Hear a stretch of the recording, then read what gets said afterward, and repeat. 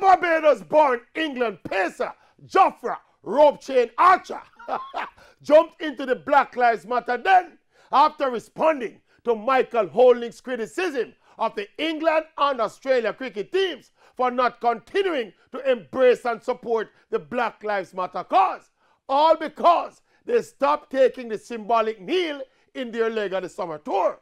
But Archer hit back, saying Holding don't know what is happening behind the scenes, and not because the players stop kneeling means nothing is happening and blah, blah, blah. But again though, why is Michael Holding and Jofra Archer bickering about who should or should not be supporting Black Lives Matter?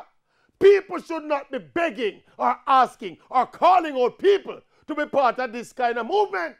People must have genuine conviction to be part of a cause like this. I don't agree with throwing words and trying to prey on people's conscience to make them feel guilty and say, all right, since you don't pressure me, Black Lives Matter. No, I want to tell you, if we leave people to their own conscience, by their actions, we can better tell who is who. Yes, yes. And one more instructive thing. You all notice that Michael Holding passed him remarks. And you see who answer?